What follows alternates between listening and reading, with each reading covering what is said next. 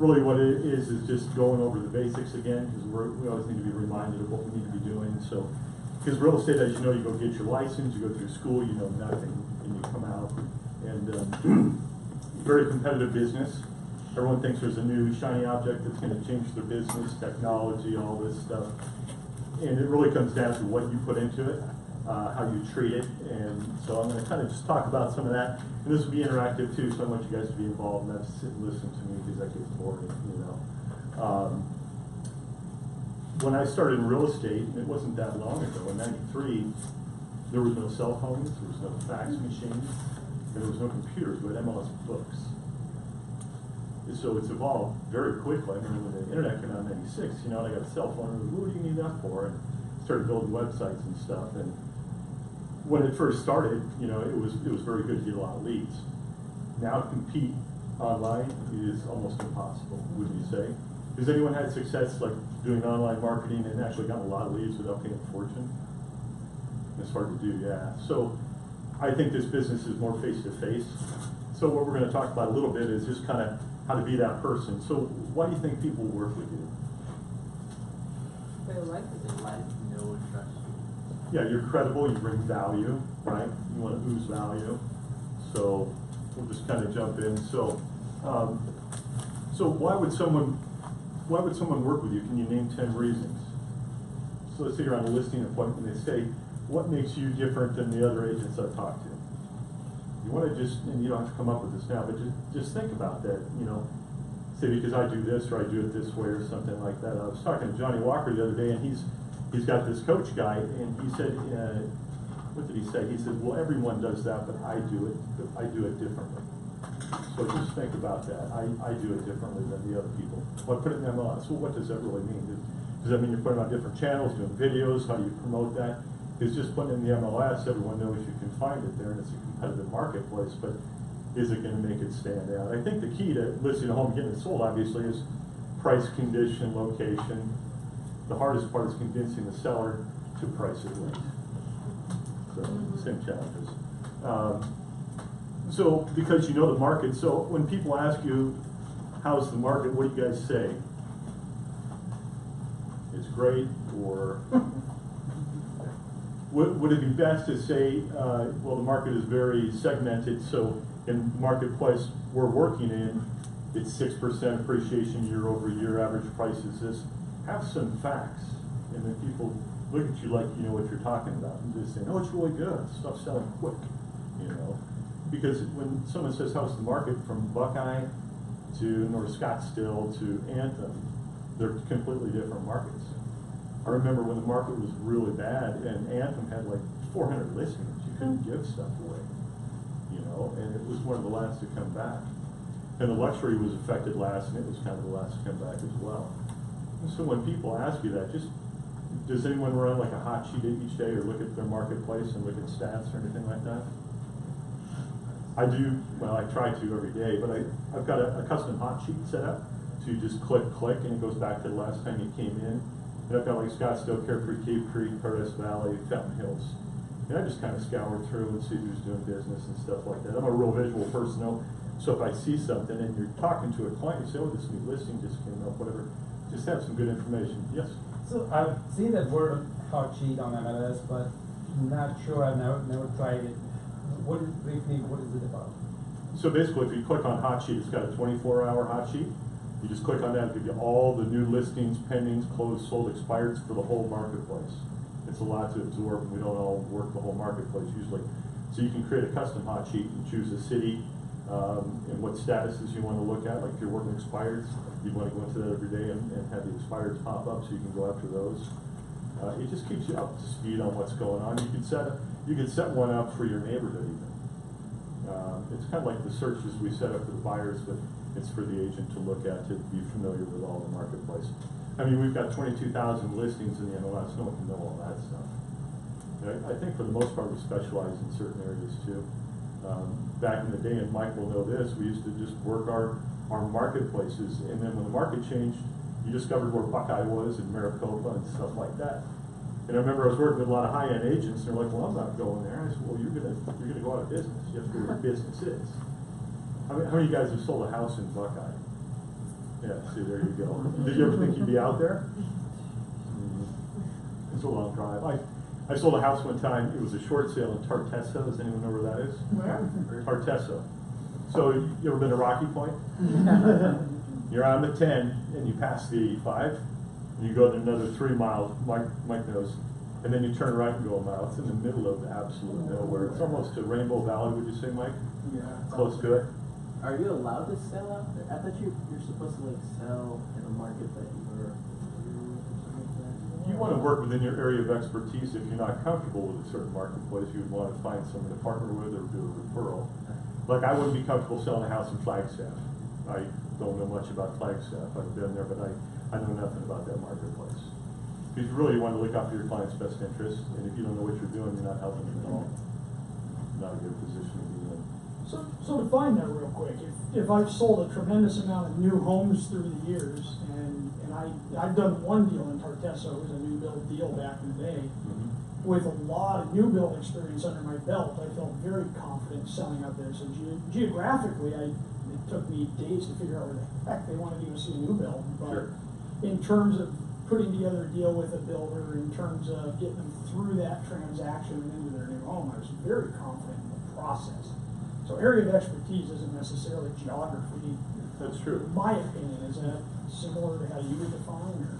I would think so. I mean, a lot of people, you get into the multi-million-dollar homes and they don't know some things about the different developments, like Desert Mountain, the golf memberships and things like that, and the fees and all the fun stuff that goes with it, or like Desert Highlands where you've got a $75,000 transfer fee, which you want to make sure you pay attention to who pays that. It's really the membership, they call it a transfer fee. I would just say if you're out of your area of expertise because you're not comfortable. Yeah.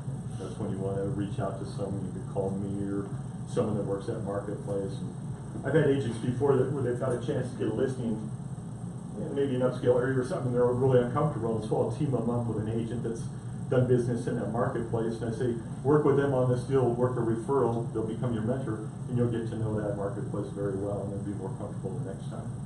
Yeah. So we talked about bringing value. So can anyone name 3 things you do better than your competition? Mine, it comes down to negotiations. I find I'm a very strong negotiator in most transactions. Really good at my communication and follow up with clients. Not had complaints about not being able to reach me, and I know that that's been a problem for a lot of times. I've come in as the second lister or the second buyer, the agent that somebody's been working with. Sure. And then it comes down to pricing properties. I'm feeling really good at running the comps and knowing where we need to go on the market. And I think in those 3 areas, I'm real strong. Yeah, because I think it's important to have something in the back of your mind, because when you get that question, you don't go, well, I'm really good at, and you just come up with something that just sounds weak. Because people know when you're winging it. Really good at putting a sign in the yard. Yeah, they're so straight, they never fall down. It's just fantastic. Yeah. But I think what it came down to earlier, what someone said, is the relationship, the rapport you build with the client too. You have to be careful too. Has anyone ever gone on a listing appointment and it's a friend or a referral, and you think, I got this, and you're kind of casual, laid back, and you don't get the listing? Because maybe what I've found in this business is, if you're working with a buyer, you don't really want to be aggressive because they're just going to go find someone else.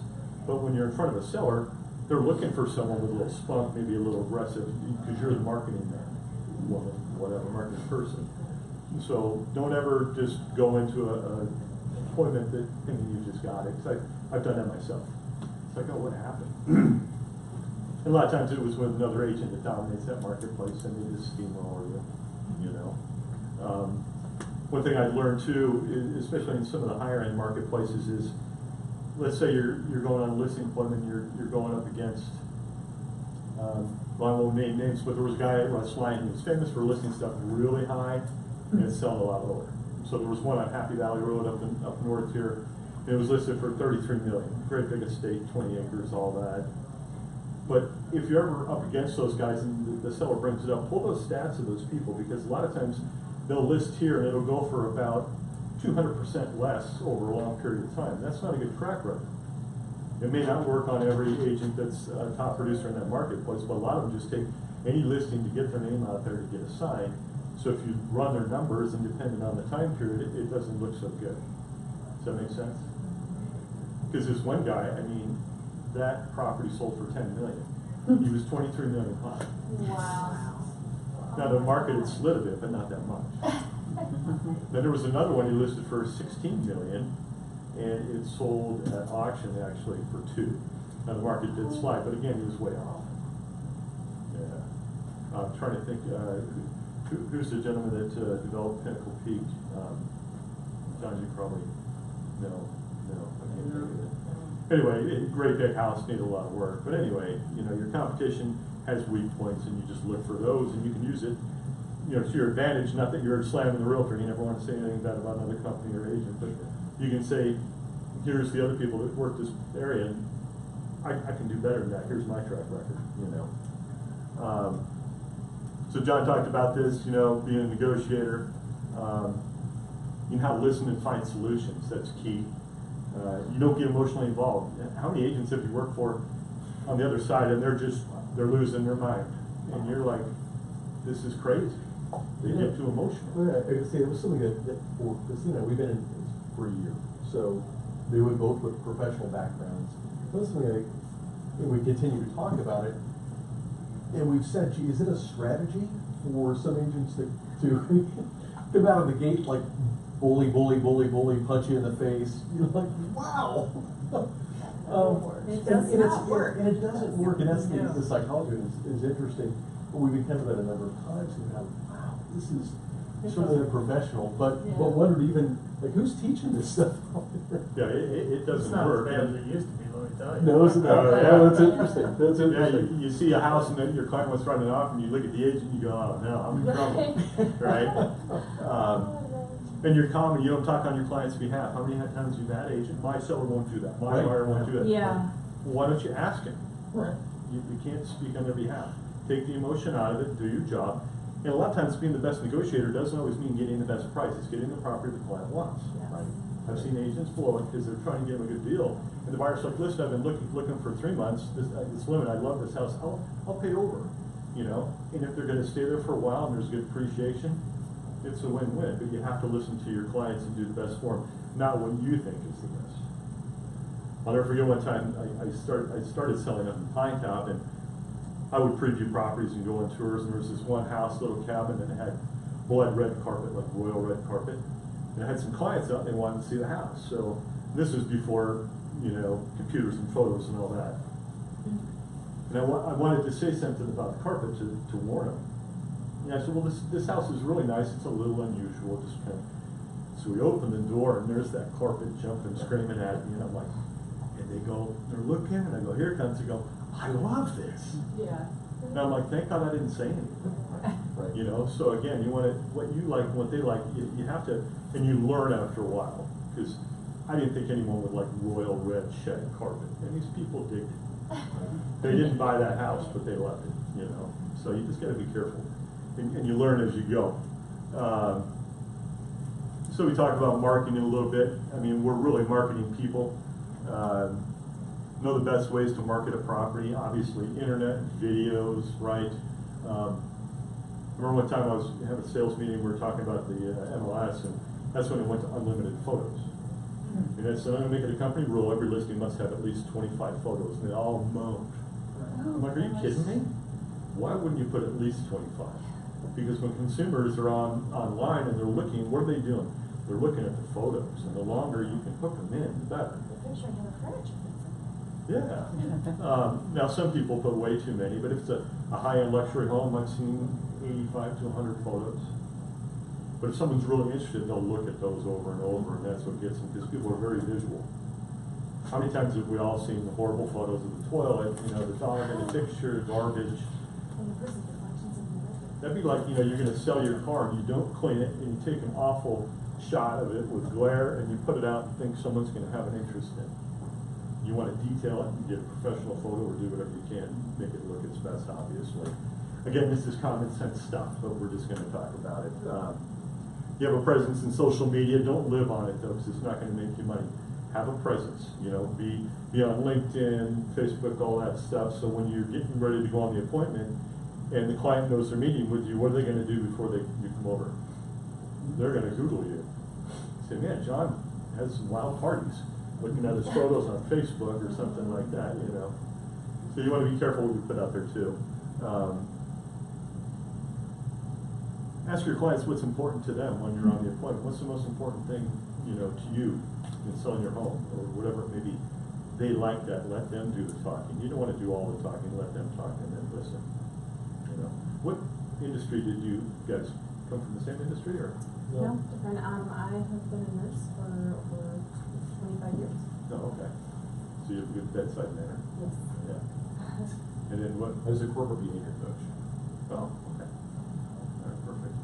It's interesting because this industry, almost 90% of the people in this is their second career. You know, or third or fourth.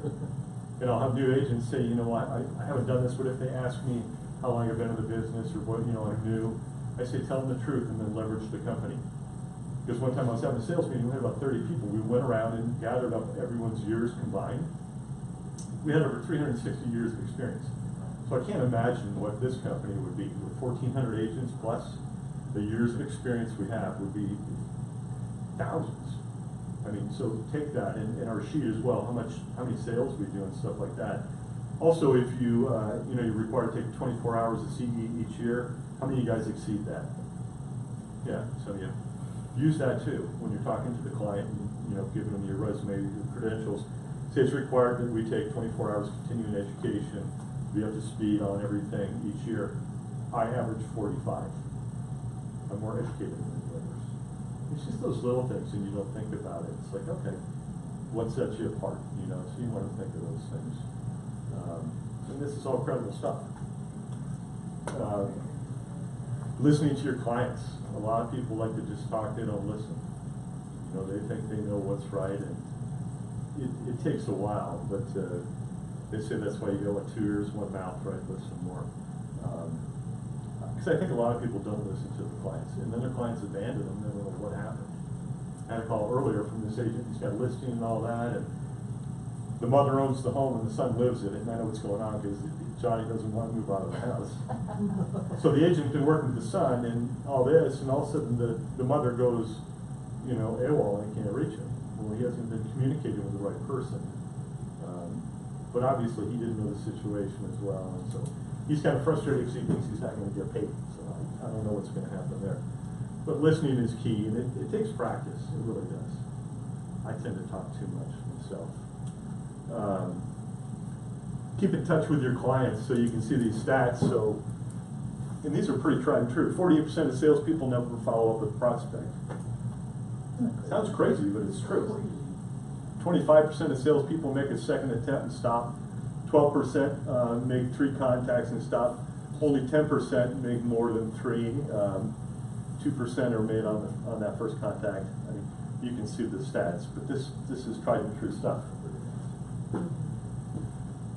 Yeah, 80% of sales are made on the 5th to 12th contact. This is an instant gratification business. You meet someone at an open house, it takes time. And I'll never forget one time I was doing an open house and these folks came in and talked to them. They said, oh, we're working with an agent. I said, that's fine. Look around. And I had all this material, and so they felt obligated to chat because they're taking all this stuff. And they called me the next day or 2 days later, and they said, oh, you remember us? I said, yeah. And they said, we want to work with you. We really liked you. And I wasn't trying to take them. I was just talking about the marketplace. And I said, great. And they said, we did register with a builder, just so you know, we want to look at other homes. So I showed them around, and they ended up buying the new build, so I didn't get anything.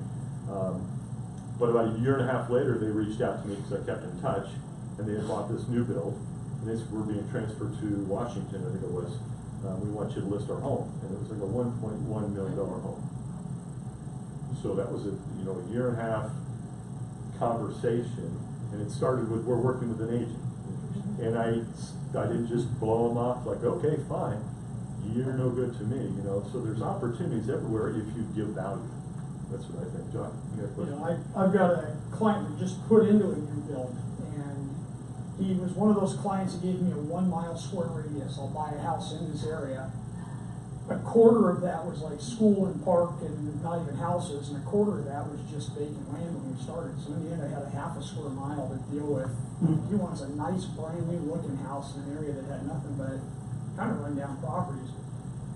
And by the time we walked in, he had been to that builder a few times, and he had decided not to buy a new house. And so when I got there before him on purpose, just said to the builder, I've got a client coming down, he's dead set that he's not buying a new house, but based on my criteria, I really want to try and get him into here.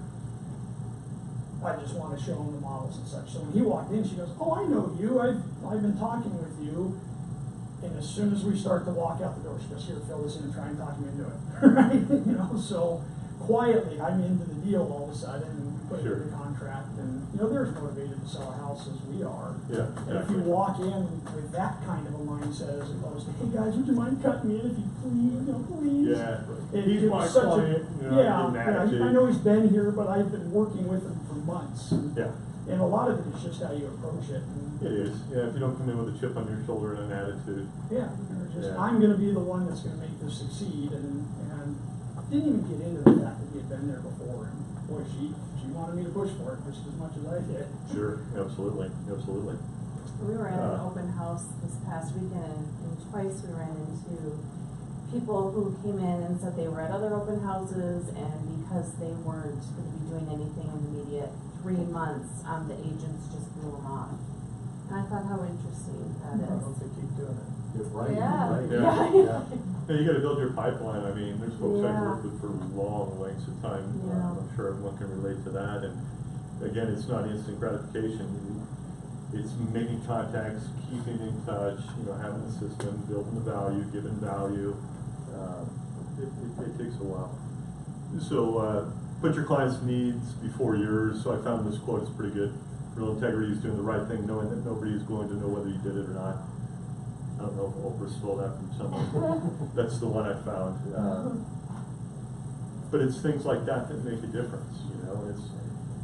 I think what happens in this business too is it is very competitive, and people start to stress out because they need a sale. You know, they can't make their payments or whatever, and so a lot of people get into this, and the financial part can be very stressful. It's totally inconsistent. You know, once you build your base up after year 3, 4, 85% of your business is going to be from repeat, you know, referrals and stuff like that. Then it's still a little spiky, but it's much more stable. But if you approach it right and do the right thing, good things come back to you. Have an online presence. So these are just kind of some stats. Again, like we talked about, even when people meet you, if you're an open house or you're gonna do a presentation or something, they're gonna Google you. So make sure you've got your LinkedIn set up and it looks good. Have your background and everything. There may be a connection where like, oh, I used to do that or whatever. But have it look professional.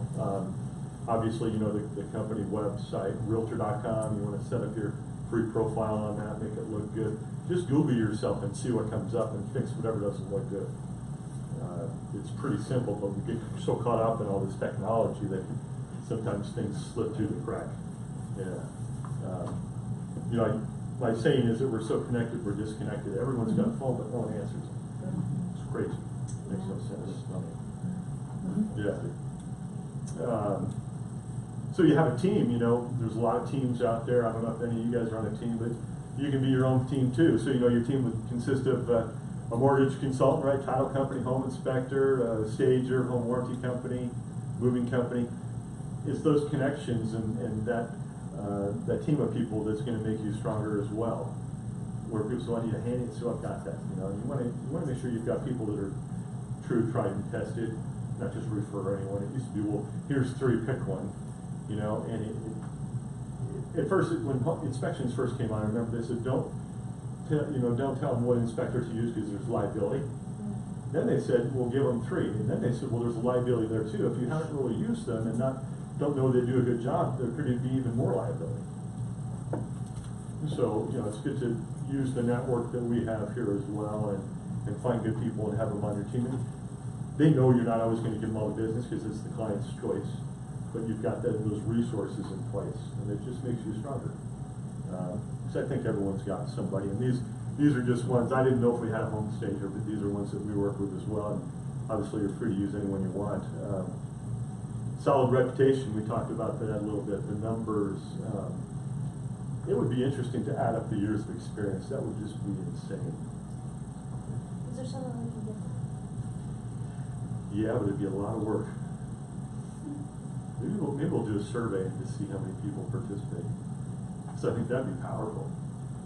I did a little digging after seeing that, and it looks like we have about 1.9%, 1.97% of the agents are at this office, yet doing 10% of the business. Pretty staggering how much that is. Yeah, because, you know, and people said, well, I've never heard of that company. Right. You know, a lot of companies, new companies come up every day and they go out of business as well, you know. It just depends. I always say it's the biggest company you'll never hear of because it's run by a bunch of the top teams and people that have made their own name for themselves. Yeah, exactly. I mean, they don't do traditional branding like a Century 21 or something like that. They don't even advertise either. I think Remax is one of the few you might see on TV. I don't get all those channels, so I don't see that stuff. But, you know, especially if you're newer, leverage everything the company's got. Another thing you can do too, if they say, you know, it's one brand new, say, well, here's the best part.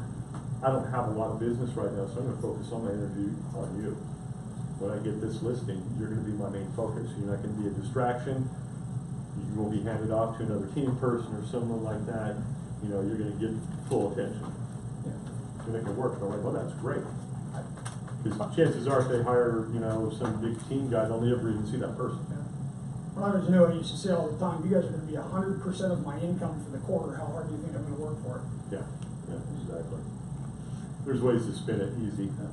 So you know the contract informs like an expert. Don't try to memorize every line. I can't even do that.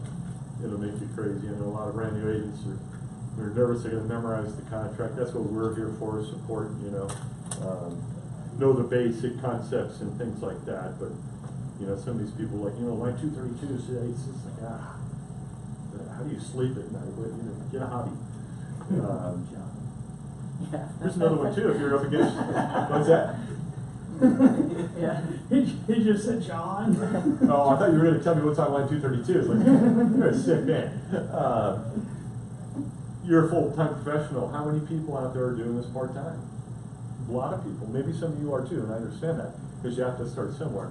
But that's a point to bring across too when you're interviewing or talking with someone saying, I'm a full-time professional, this is my focus. I don't moonlight or anything like that.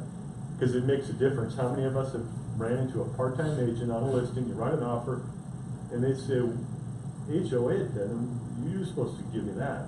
And it's like, no, or they don't know what they're doing, the process is. And I understand, there's a learning curve, but it can be frustrating, and I think pointing out that you do this full time and it's your career is powerful. I'll give them an HOA addendum. Okay. So I'll pay everything. Yeah, whatever it takes. Whatever it takes. You have a marketing plan. How many of you guys have a marketing plan? So if you got a call today and they say, I want to meet at 2 tomorrow, would you be scrambling or would you have an idea of what you're doing aside from the CNA and stuff like that? One thing I've talked about, the Realtor Pledge. Has anyone ever seen that? When you first became an agent, it was in a booklet you got. It's called the Realtor Pledge. And it talks about how we abide by the Code of Ethics. You know, promise to be honest, ethical, da-da-da. Put that in your presentation. I'll guarantee you no other agent's going to have that in their presentation. And it looks very professional. You can find it on realtor.org. But it shows how you're going to act in a professional manner, look out for their best interests. You know, the Code of Ethics, we got that all memorized, right? All 17. Not me. But look for things like that. This, again, is going to make you stand out a little bit from the crowd. And it's available to everyone, but I'm sure no one puts it in their presentations. And if there's a seller and they've met with a couple people and they're like, well, gosh, Mike had this and this, and they showed us this, and it's taking more hours, you're going to get some points, you know. And sometimes you're just not going to get the listing because whatever reason, you know. Hopefully your closing on them is at least 50%. The hard part is getting those appointments, right? Getting the appointments. So you answer your phone, right? How many agents you call and they don't answer their phone? I toned it down a little bit. But, it's amazing how many agents you call, they have a listing or something, you call them, they don't answer their phone. I was talking with Johnny Walker yesterday, and he had a listing, and this gal made an offer on the property, and so they countered, and it went past the time for acceptance, and in the email he said, please confirm receipt, and he texts, sent you a counter, please confirm. 3 days went by, another offer comes in, and he's like, okay, and the seller's like, I don't want to deal with that agent, she's not responsive. And so went under contract with these other people. Well, a day later, that agent comes back and says, oh, this counter, he goes, we got another contract. And she was upset. And it really bothered Johnny, because he's got a conscience. He's like, that agent is doing this, the client such a disservice. Yeah. You can't do that. Now, I don't want you guys to sleep with your phones and be on board 24/7, because you'll burn out, but be responsive and timely. And, you had I think another spin-off from that is to communicate in the other person's style. I had a situation here on Friday. I found a house that my client wants to put an offer in on. The listing is done terrible by this lady, and she's a one-man show kind of broker. She's the owner, she's the broker, she's the whole thing, right? And I get her on a text right away, and she says, can't talk text. I said, okay, call me, when are you available? I'll be available tomorrow. Great, let's talk tomorrow. So the listing's got solar on it, no mention of solar. We don't know if it's a lease, if it's owned, or whatever it is. Through some digging, we figure out it's a solar lease. Don't know if the seller intends to pay it off. They're priced as if maybe they would. And my client is going, do not send the offer until you talk to this lady. I want these questions answered. It's gone on since Friday. And I'm just going, look, you have to talk to me before I can send this. And all I get back is, look, send the offer, I don't care. And it's been 128 days on market. It's just insane. You think that agent would be all over it?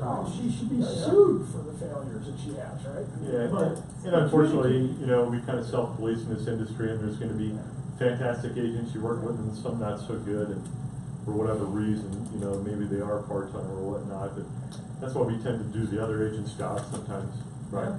But it comes with the territory. It's going to happen, so deal with it best you can. But it's unfortunate that we're not sending it now. She's done. The buyer is done with the agent. Yeah, they just lost the transaction But possibly. it also makes you look bad, too. Right. I mean, that's what pisses me off. Right. Exactly. I mean, these people that won't respond. I mean, I had a buyer today in Desert Mountain, house been reduced to $150,000. He said, call the agent, find out what he knows anything about the roof, when was the last time it was painted, when was the last time the roof was recoated. Well, I sent an email to the agent yesterday, never responded. So today I politely left him a message and said, hey, I sent you an email yesterday, but maybe you didn't get it. My client's looking at this, I just read off the questions to him. Yeah. I said, well, he's seen it twice. He calls me back, leaves a message while I was in class here, last class, and says, well, there's been a lot of interest, and I know we don't have a spud in there yet. He says, but the property is professionally managed. But if you get it under contract, you can get the answers to all these questions. Oh. I'm like, who does this? Yeah. So I have to tell my buyer this. If you get it in the contract, that's. Yeah, they missed the whole I mean, the point. thing's been on the market for like 300 and something days. Well, that's probably why. Well, that's what I basically told my buyer. I said, I could be wrong, but. Yeah, that's crazy. So number 15, you have a problem solver mindset.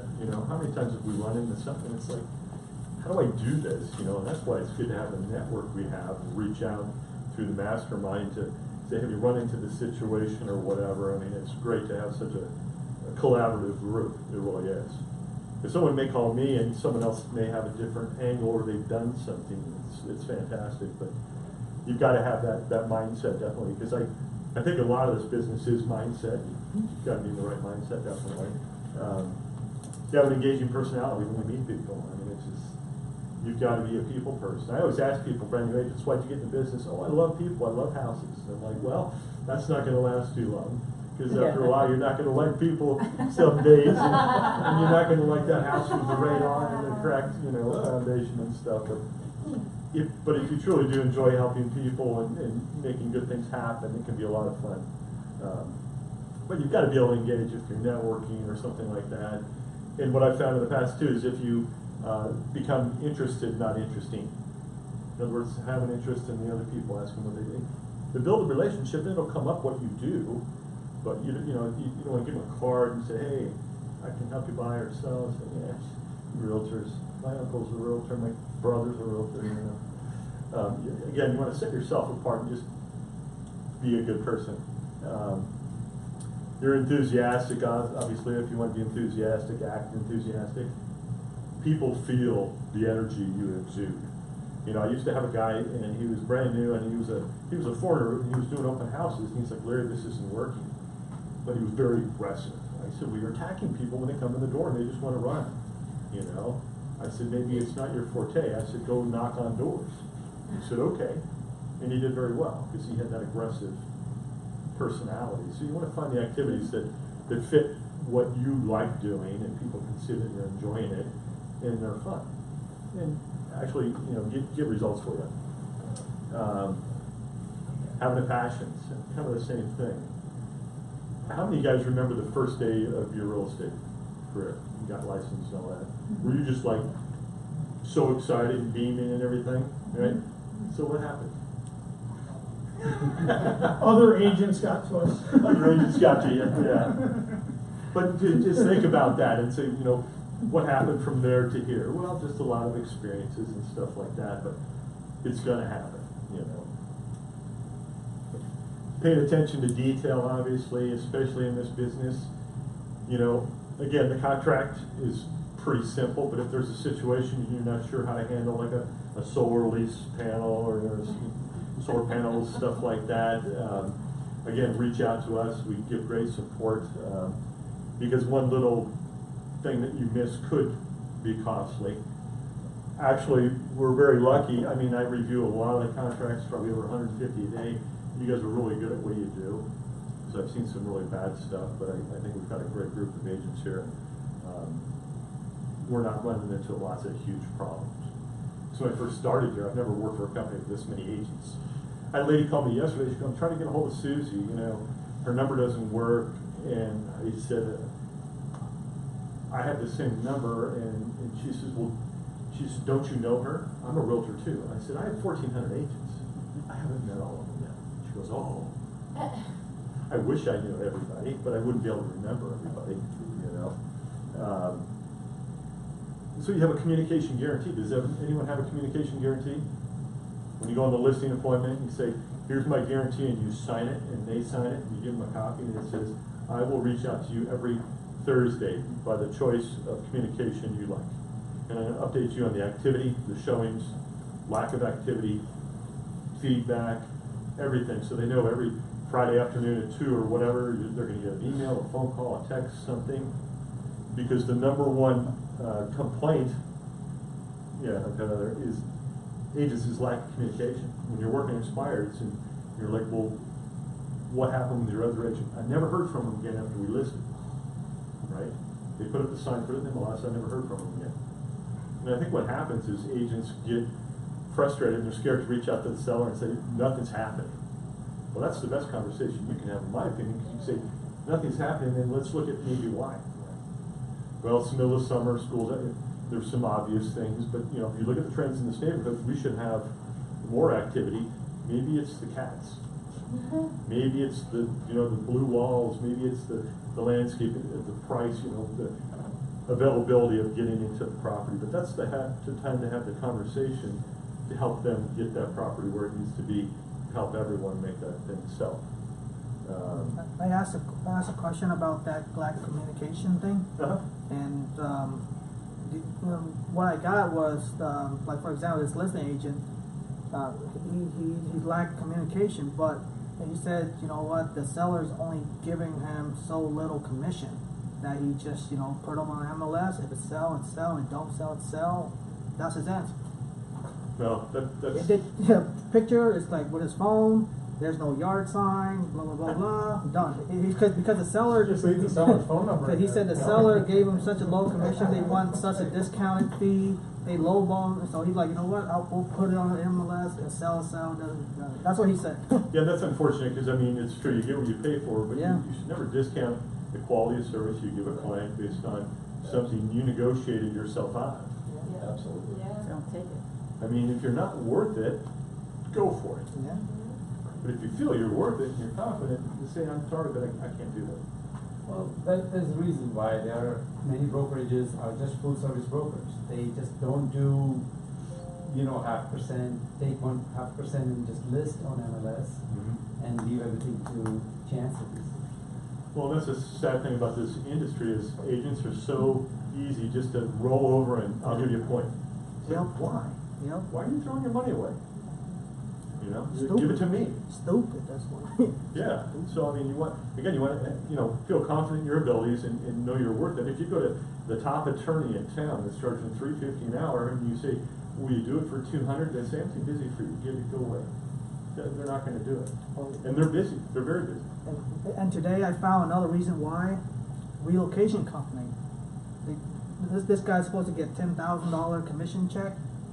He had to give $4,000 to the relocation 40% company. referral. Yeah. And So like, again, if I you- call him like, hey, can I get this document? I forgot. Okay. And now I know why. Well, that's why, when you become a realtor, you abide by the code of ethics, and a lot of this stuff is unethical behavior, and it's unfortunate, but again, it's what we deal with, so you just have to deal with it. But, I would like to think all of us in this room don't act that way and conduct business that way. And if you're doing something for less, don't just be a bum and not really service the client. It's just, you're not gonna get a referral from that client when you sell it. Say, oh, who sold your house? Oh, this guy, but he was horrible.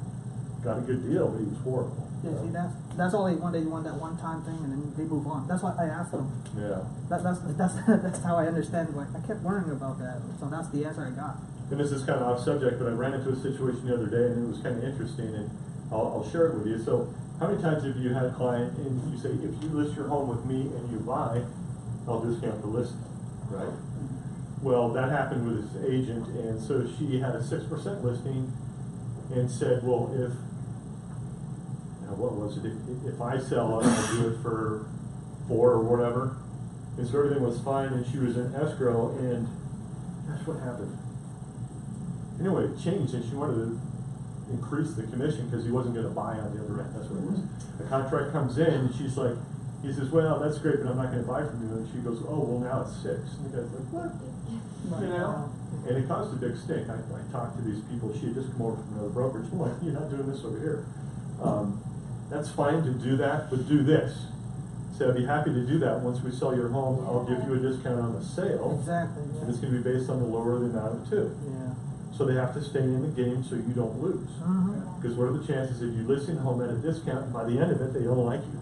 Yeah, exactly. Because they don't think you're doing your job and they didn't sell and I got less and now you lost more money. Get your money up front. Get your money up front, put it on the second transaction on the buy side. So I'm sure a lot of people are doing that anyway, hopefully.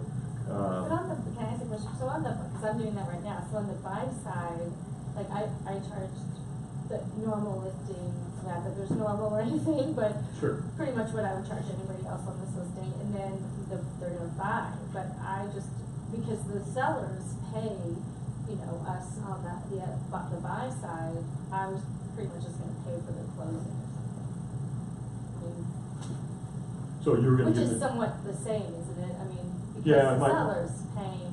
well, the seller's paying you the commission, but the point is if you're going to get a discount because you're doing multiple transactions, give them a discount on the latter, so you get paid. Yeah.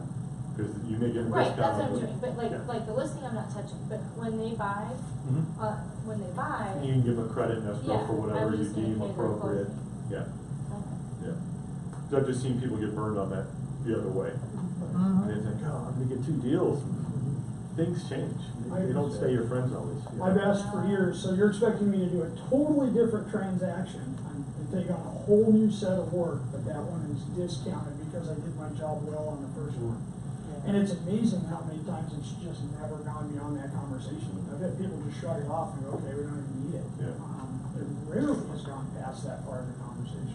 And the best thing to do when someone says, will you do it, for whatever, you just look at them and say no. Yeah. And don't say another word. Let them talk, go, oh, like you just offended me. I don't know what you do for a living, but come on. Yeah. Online reviews, hopefully everyone's getting reviews, and all that. Everyone checks reviews, If I'm shopping for a widget or whatever, I start reading reviews. You go on Redbox, get a movie, you start reading reviews. then you're like, why, all these movies are horrible, it's just crazy people out there, but the public really does look at that, so make sure you've got good reviews. Are people looking into Yelp to find a realtor? I mean, Yelp, I mean, I thought that's restaurant, you know? I think those guys call me, want to advertise, I said. You can put yourself on there and get reviews, absolutely, yeah. They call me Zillow, wanting to Yelp. buy. Yeah, yeah, go on there and sign up and ask for reviews. Facebook is a big thing now, Facebook reviews. Yeah, yep, Facebook reviews. Has anyone got a Yelp account and have reviews on Yelp? I just don't do it because I thought it was restaurants.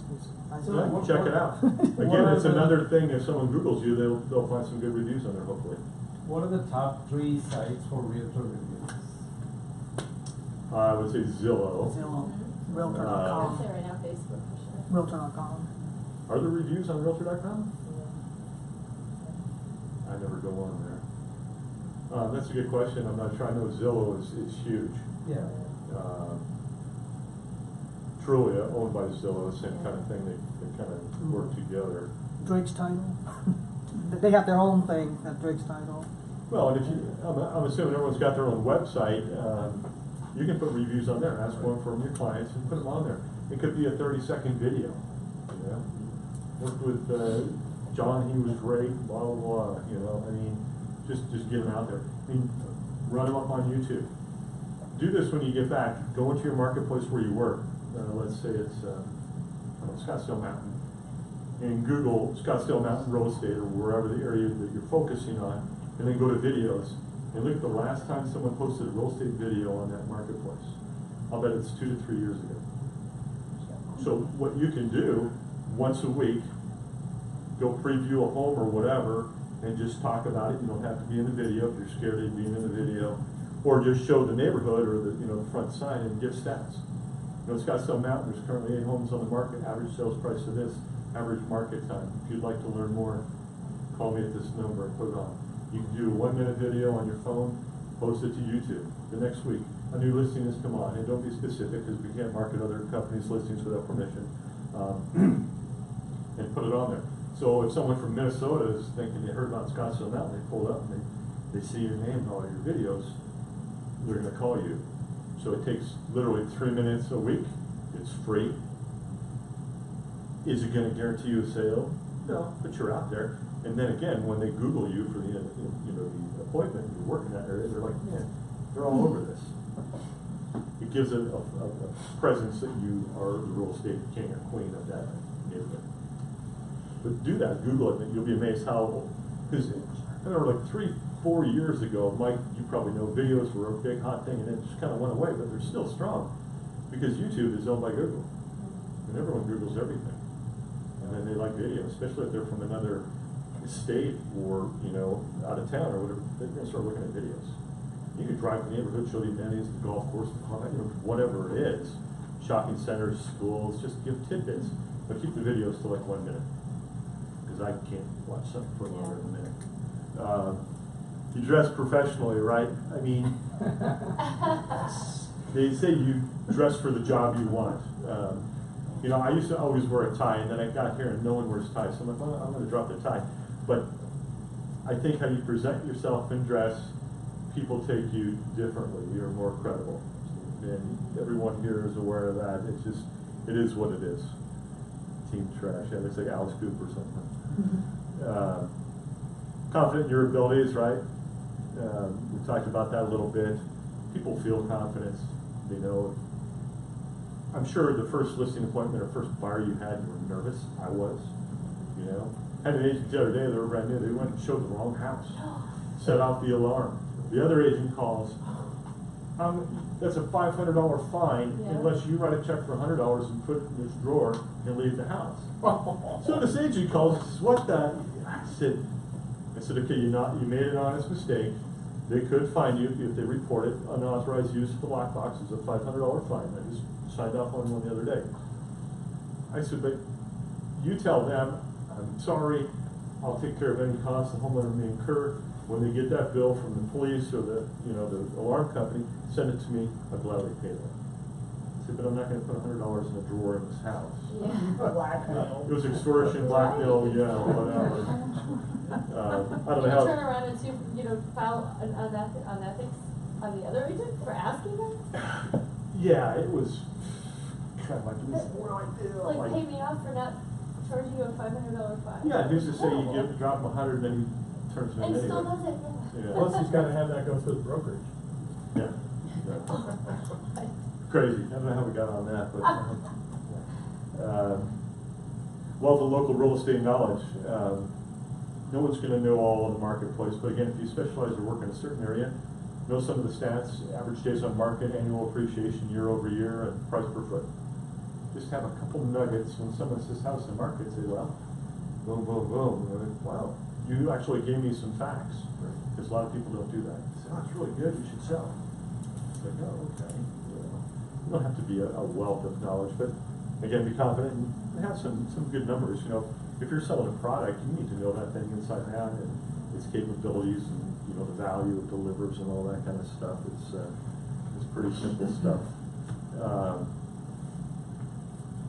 And so I said, it's time for your answer, hire me because, so if someone said, you know, why would I hire you? What makes you different than the other people? Think about that, because you need to have a good answer. People talk about elevator speeches, you've heard about that, right? Have your, you know, elevator speech and stuff. That can work, but I think, you know, think of some things where you bring value above and beyond your competition. And we've talked here today a lot about the competition and how they're maybe not always professional or working on their client's best interests and stuff. So your competition is weak. Would you agree? We've got, what, 43,000 licensed agents with Armless here. A lot of them are part-time, a lot of them don't know what they're doing, a lot of them are very good, very professional. But I think if you go after a marketplace and you take it seriously and consider some of these things, it'll get you a step ahead of that.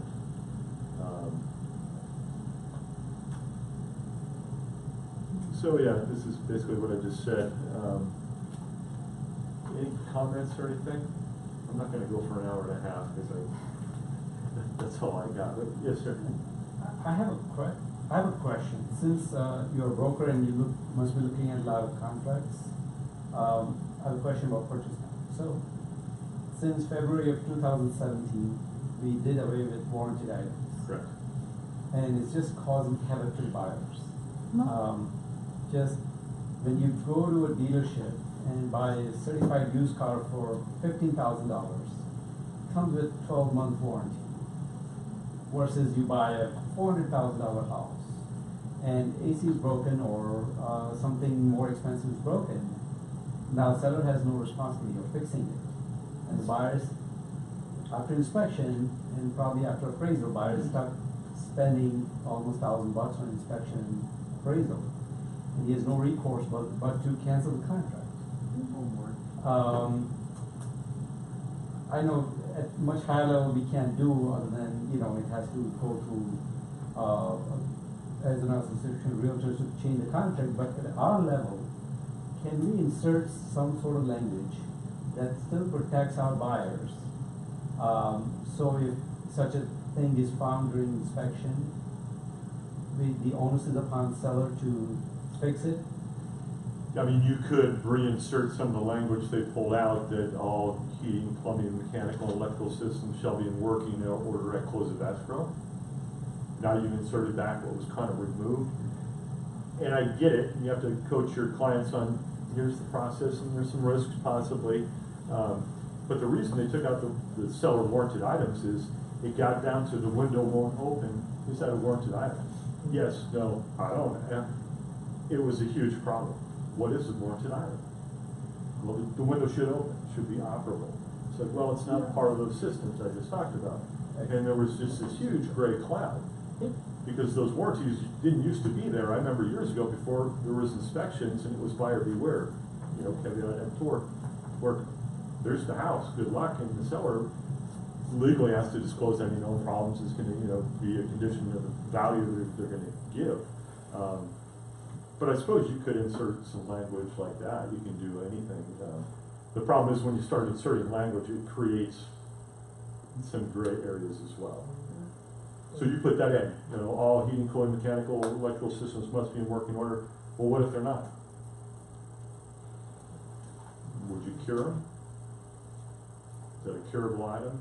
you know, it opens other doors unless you address what happens if this doesn't happen. But It's a seller's market. Listing agents can't Yeah, count I off of get that. that, but still, Yeah. that's not fair to the buyer. Sure. And especially, it's first time buyer, they already tied on cash, Sure. and now they've burned their $1,000. And it's just not ethical. So I was wondering, what language to use for that. Yeah, again, you could put in there that all the heating, mechanical, electrical systems be in working order. And you can maybe list them, which shall include the air conditioner, the hot water heater, the plumbing, you know. Cause it got down to, you know, a faucet has a little drip. Is it in working order? Yeah, it works, but it drips. Okay, but it works. Yeah, No, it's saying- warranted. Yes, it is. No, it's not. We were fighting that stuff constantly. We were missing the final definition of working order. And I Yes. used to always make the argument, as intended when manufactured. Yeah. The It way was that meant it's to drip. supposed to No, it work. wasn't. Right, and that definition should have been in the contract, or there should have been a little more guidance, and it's Yeah. funny, when we changed guards and Scott Drucker came in at the association, I think it was he that first put out some of the articles that said, he really started talking about mechanical items, and we got down to the windows and the garage door openers and the locks, and things that we had never really dealt with in real practice. Those weren't coming up on the bins or the warranted items. I remember the first time I read that article, I go, boy, this is gonna really screw up the warranted items. Yeah, We're gonna start nitpicking stuff. What he did, Sure enough, that was my he experience. threw out baby with the bathwater. He just now, this pendulum has swung to the completely other side. And a lot of agents are losing a lot of deals because of this issue, and sellers are just being bluntly denying. that. Yeah, so maybe it's something to consider of some kind of language and run it by us that will protect your client more, and that's something you can promote and say, this is what I do for my clients. I go the extra mile and I ask for these things or something like Okay, that. no, that's a great suggestion. So let's say now that language isn't there, and then the seller accepts that in writing. Now, if there is an issue with, let's say, AC not working, Well, then you refer back to the contract and the lines you're on, say it must be in working so condition. the seller is obligated to fix it, right? He can't say at the end of the Windsor, no, No, if they've agreed to the terms, that sticks. okay. Because the contract is negotiate, you know, the purchase price and all that, and terms if you put it in. And then the vendor is to go negotiate repairs. You know, Okay, good. so you could do that, yeah. Yeah, so then seller has no recourse but to fix it. Correct. Okay, Yeah. thank you. No, It's okay. You can't. seller just Yeah, can't exactly. counter offer that. I ain't gonna have that on a contract. I'll counter offer that real quick. I'll pick a different buyer. Yeah. I don't like Well, Well, you and got- I would let them know that that would I think possibly on make your occasion- offer weaker, I'll counter Oh, offer. because okay. that's just how it is Yeah, right now, it is, unfortunately. right, but Yeah. it's just now, it It is is totally not frustrating when working you out get- for buyers. Yeah, thank you for playing. First day on market, multiple offers, it'd be hard to get that accepted, but if you take that listing that's been there for X amount of days, it's not getting interest, and you present it right, Yep. I got a buyer that's ready to write, but they have concerns that certain things look aged or may not be in working condition, we could probably put together a deal. If I can include this language, do you think your seller is confident enough in the systems? I could see doing that on a listing, maybe. But I not do all. have my lender hold the appraisal until we are through Yeah. inspection. Yeah. So at that point, they've only lost the inspection Yeah. cost, Right. which still is not Yeah, May I ask a question? great, but As I'm hearing you mention this, is this not something that a home warranty would not solve, or is that missing? They're so untrustworthy. Okay, That, you know, the, if it's not in a working good order when warranty you close. company, like there's hopefully more will- small print than there is Yeah. small print. Right. They always, not always, there's so many times they find a way not to cover something. It's hard to Pre-existing or poor Yeah. maintenance. Okay. It's hard to Exactly. stand there at the time of contract and tell your client, get a home warranty and you'll be fine. You'll find yourself in trouble. I think it's good practice if you're working with a buyer or seller to always recommend a home warranty, because you're going the extra mile and trying to look out for the best interest, even though it may not cover everything. Yeah. Because they say, well, you haven't flushed the system, therefore it's not covered, you know, improper maintenance, stuff like that, but it could possibly help in a lot of situations.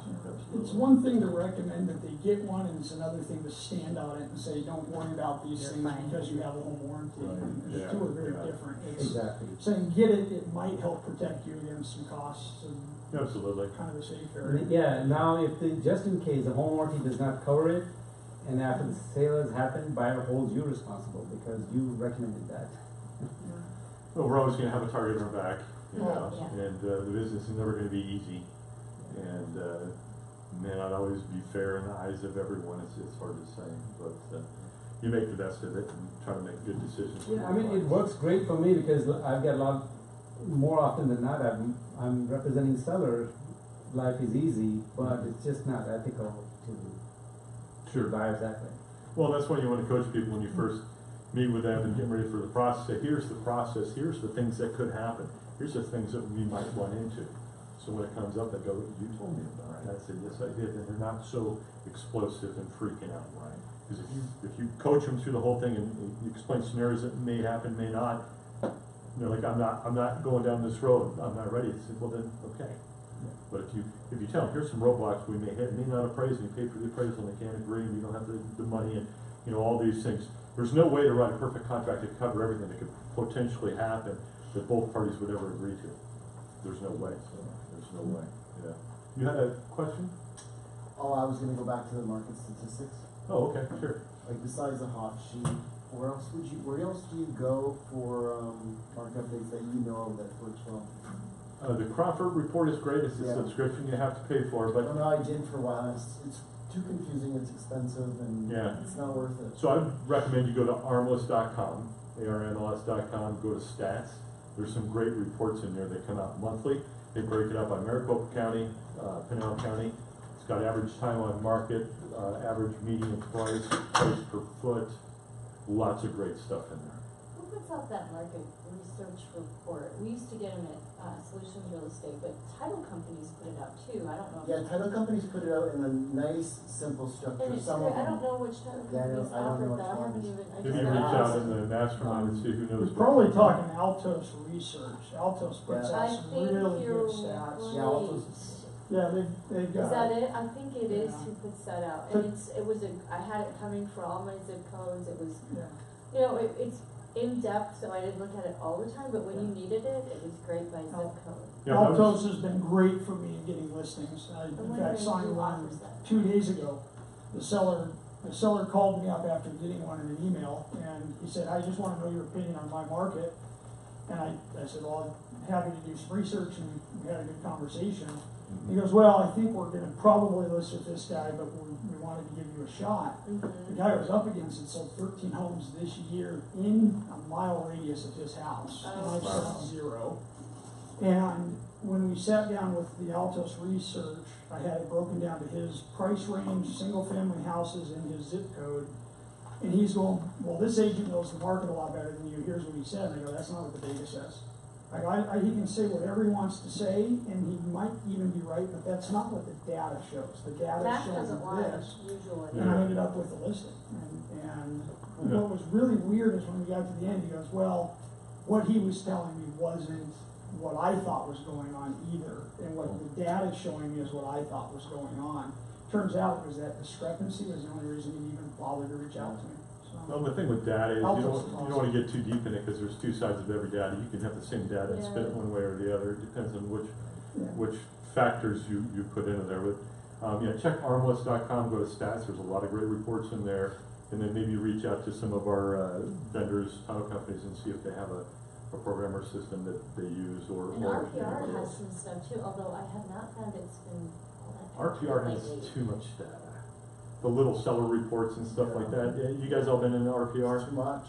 It's TMI. I mean, some of those reports are crazy, and there's a lot you can choose from. Those reports are good as, let's say, if you're gonna work subdivision or do an open house, you can do a specific mini seller report for everyone on the street and walk it and say, I'm gonna be doing an open house, we just wanna share some information about your property and the values in the area. And it's all customized with you. All you did was click 2 buttons, literally, print it out and give it to them. And it's specific to their home, so chances are they're gonna hold on to it a little longer than something else that you They've put been together. lower though on every comp, Yeah. on RPR. Yeah, Cause I don't think use- it's catching up with the We money use that. increase. Thanks for coming. I wouldn't use them just for comps. Yeah, I think they have lots of still Yeah, I plus do tool. both. Yeah. We have so many tools and things available to us, Yeah. it gets a little overwhelming sometimes. Yeah, so just limit your resources of what you use and stay focused on what you need to focus on. Mhm. Yeah. So it's good to have some stats, but don't get bogged into it too much, 'cause Which really like that stuff. Anybody got anything else they want to bring up or anything? All right, well, I hope you've gotten a couple nuggets out of this. Thank you so much for your time, and hopefully we'll see you again. Thanks, Larry, appreciate it. Yeah, yeah, condos is different than single family. They have a condo report on this, single family. Okay. They break it down to the market for them. Carry that. That's like $150 What's that? a month. Each of these are like $800. Oh, yeah. Oh, you do? Thank you, man. Yeah, I think it's awesome. I think it's awesome.